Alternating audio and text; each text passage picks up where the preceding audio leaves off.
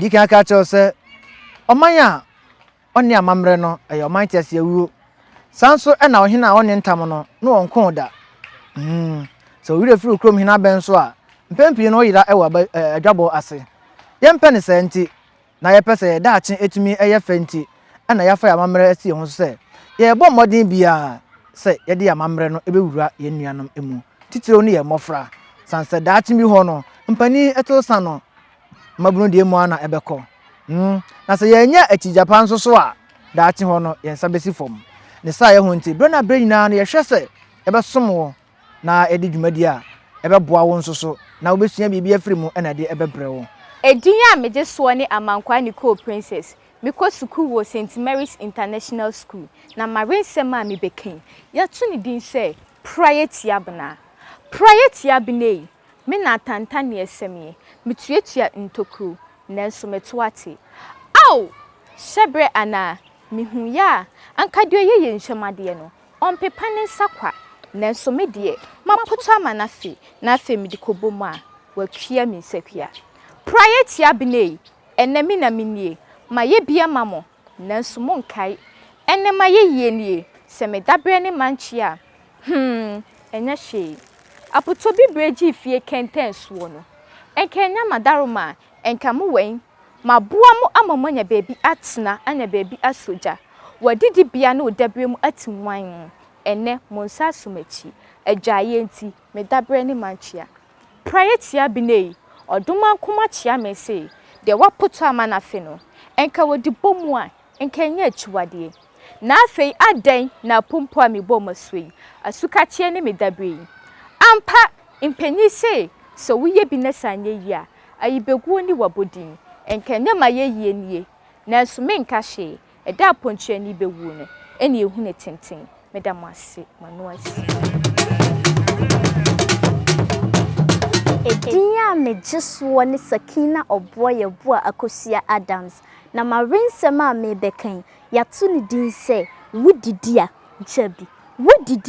jabi berima yaw mina mini mia na me disika dware sensuo ahode de ene dien mia na me mfa onipa nyehye na me se from te hoda nanso se na entesa emre dane afei na akamani mpenfo kan ya wommoa se wudidia jabi berima yaw mina mini me free me mofra se na me fa wiase bo me bo emu anigye akono de ne afefe de na ma asem ne se wiase towa dibi enne de me na me dadajanu se beyimpo amensa be koma no mpenfo kan ya wommoa se wudidia jabi berima yaw mina mini mina efie adane me amanfui mfu adane me ajugue mfufu adane me kwaye sika ye bonsamampa berima yaw wokaye na mantie se mpenfo aka to ho se wudidia jabi berima yaw mina mini mia na me sipisita ahoodin die na me fa ne kwa mia na me ka me ho na fie jadum enne mawie yeni ampa mpenfo kaye se from te hoda berima yaw mina mini mia na me disika atomprada na ba me rebu me kon enne mawie yeni enye bribi ye ka ne abojo onua wudidia jabi manuasi medam mia mejina hen edua mejeso ne enkroma apia ivy na manyinsemi yato ne din se efie ni fie baabi de hia wadane akoa obi mansoe efie ni fie okwantuni a odi obi man aye ntwi kai se efie ni fie batani a wagye obi kura abosoe kai wunchi na efie ni fie odomu acha wani akagye wo ho ebeya ankatwa wani behwe fie na efie ni fie se obramo ya na eno nkyese ka akwantuo mu twa wani hwe fie na baabi anye wa ebia wudie mu begye wo kai se kuntun hwane a ninchia na eko wosia chi potonso a ehwa na wotafre wonsa chi beya wodesen a enyu wonsayem abuo sikanti adehye adane enkoa obi manso nanso kai se efie ni fie hwena wantuma pamrika obra ye bonade nanso kai se enye mrikatu ewom se wanfefo akon anim de nanso owra ye boa se intutu mrika inkwaji wani so wakobi na se anye ya kai se efie ni fie manuasi medamo ase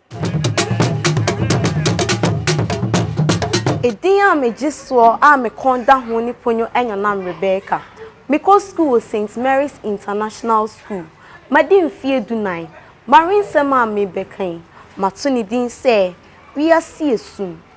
We are see soon. Yanum se na we are see soon. Inti na atudro paya. Eti ayremo tre akraboa kwan. Yanso kanea so onhwehwe ade wo onipa tirimu. We are see soon. Enti susudi wo ho nkomo kire amansan esum dru nso a na han ne wo ayedom esum fa wo no nso a han kroya ne wo gifo ade sa ne ehunu boja ewiase esum enti ma wo kane anhwen na wiase sum amun kamoso ade sa kokobri suro nipa oben wo oyonko pane hwan okase hwesora hyefom na wiase esu susu fa wo hye onipa mu susu boni ne susu papa woto wonsunu gu abontin so ajabi na wiase esu medamase Edia mejeso ne Oseadeeyo ahima Justina Akosua na manwensem yi matuni din se ohunte duatwe a wo hye anuanom takra wo gem so bia huwa onyame ehu eka wonko anka me dedeja woyama anka mawu asa odome nanso se na animasinchene medane machi kwa echenwisa ohunte duatwe a waye ohu anoma akokone ukwa atifi ko hunu nsu a na oba na afọ bebisa ohunte duatwe so bia huwa kai se onyame ehu opemeseye na osi duamumo okwakuo na afe ade na wuti ni sue on sefuntum wo sane matatwene watu adubone amata mesh ohunte duatwe anya wo a eye minti ade pamfata me de minya bienye ade nti na hoye a asi watadi bebrebe nyina achi woye ho soldom ohunte duatwe nti wo mre wo me na okọ na me na oba na me na uche mahintasem na mese mada nanso se na me na igu abontin odumfu kumfu a ope wonko yem memfa me kunu ntwira na woyi mani so wo enti sei na wiasetie jame kwan a na wo san ho ohunte duatwe so bia huwa kai se onyame hu medamase Edia mejeso na ema metie kondo na ema me kondeda ho ne Benedicta esima asanto aboache obapa mani nsemi matuni din se oman bapa why oman bapa susu bibi pa bi fabo a woman Ghana na Ghana be yo eri nye yo ejina mene oso Ghana be yo eri nye yo efrimene o ara enti susu bibi pa bi fabo a oman Ghana na oman benya nkoso a ejina mene oso kunsum ne mpapa munso wonfa mumman wetimi ne wakame so hwe mpunto san echi kase chie ni atemdede okoba oman mu enti oman bapa to wano nareka o akosem ho Ghana ye ba akope wonso wadi nipa ben meni ukroyi nkambo ma ahoden Ghana ye ba akope ye ni beebi arako bua oman yin koso bua ma oman yin nyankoso bua ma oman asumdwe intina hoda efise abompo didi kofa ako na sumbedwo no hwan ne aban ne meno ba ko weredra egu banu susuma emia para enti enkammo nya baako na nkammo ma ahoden oman mapa bua oman yin koso bua ma oman yin nyankoso oman ba papa for buo ma won panyfo ka kasade tre onipa biara manu esi Medini Ashifi Esther Dede. Meko school was St. Mary's International School. Anyen sama me bekan. Matu ni din se anoma ntua obuada. Anoma ntua obuada. Inti mayure me ho. Mene obradi besi ani. Me miye mani ako nkoden. Mede enwenta so ebeye aboso abomasnemu. Efri se anoma ntua obuada. Impanyin se otefa akonso a wade so a na wotie. Inti abayewa kenten ho na anoma ntua obuada. Mpanyin se akotiaba nso ne anwono okusi a oni famafo na apa ebono nti mebrem moja ani obra etwa me maade nanso mempa aba efrise anomantu a obuada yedie krom ani ha inni ade enwenta so ani insiye ma nkunimde minim ha enye batatuo fabribisi wani so na pe adwuma pa biye na anomantu a obuada medam wase Edian mejuso mametiye kono ni Rosemont Safo wachrem miniminia Princess Chema Abuachi. Yakosuku was St. Mary's International. Na ya rinsema ye beken edia da so ne bonoman mantana obuade ahira wahira wona womma enti wasefo eyehira Bonomai, mantama unfefo dan wo ansa na wonsa akọwon ano. Bonomai, onyame ahia. Nipa nyina wawumi. Mantama oje ahohwo. Mantama oya ne nkrofo mma. Wayamu yenti, ahohwo mpa umuda. Bonomantam, owu badua saje abayen wo mma.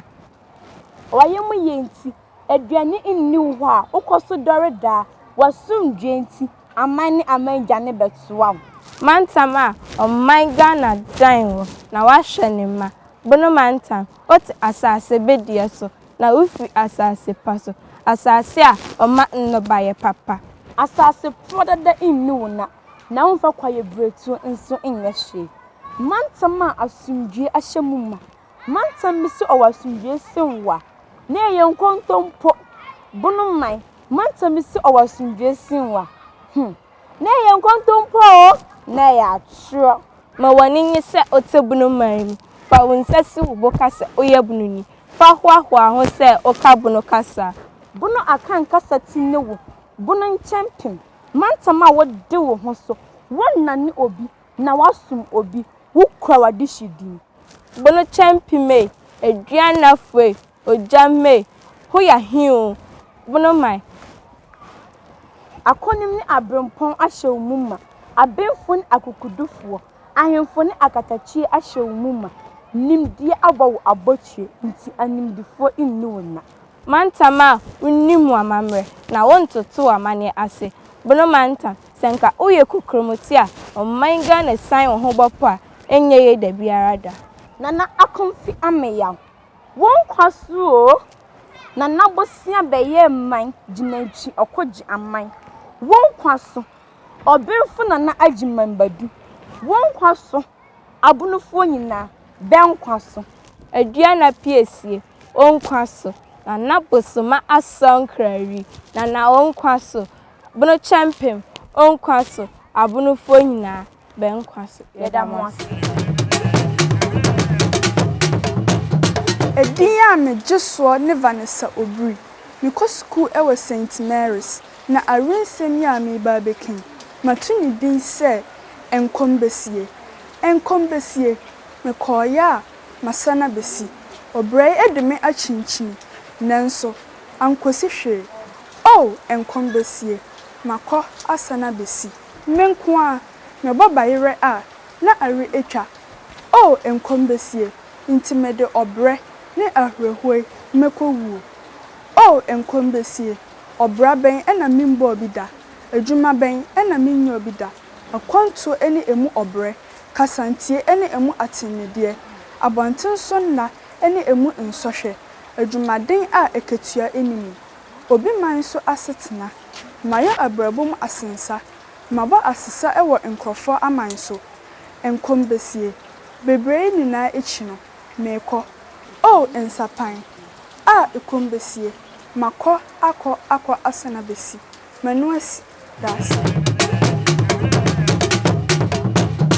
Nia mi jina he. Edi a me jeso ne na ya adwuma obi. Na anwensem a me ba bekan. Ya to ne din say abofra bonwa no manchide. Abofra bonwa no manchide. Wakasa hwe wakasa yi yetu funso anu watie na abofra bonwa no manchide. Susuma wani ntira wani nton. Sususu a women. Fa buo man panyimfo na abofra bonwa no manchide. Me de akeka akoka de yenka. Me na manua pass mama mi. Yes, abofra bonwa no manchide. Asewa so agyan kuswa. Enye ne to ne pai. Maswa aswa akoswa de yenswa.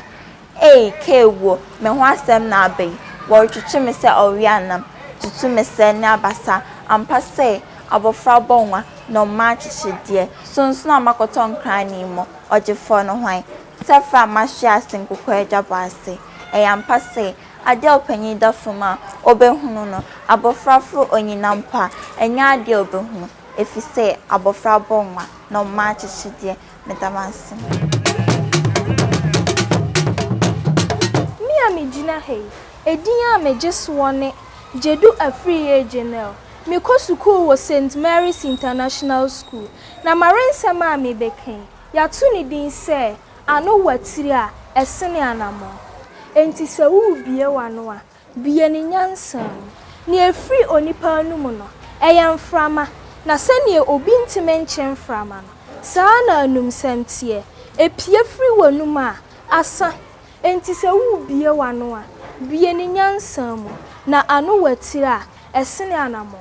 anu watiri a esene anamo obi nka obi kasabo anhye de ama manka masem so yeya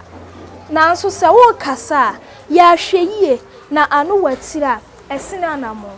tintintininti de wonfam guman kabi maminka bi nso mankoso nanso nyensem ni na woka ahomatententi akokọ agyanan wo kasa bebre nso a wofom enti eya susu kasa na anu watiri a esene anamo to wano na reka nsem hu no ho kanie wahu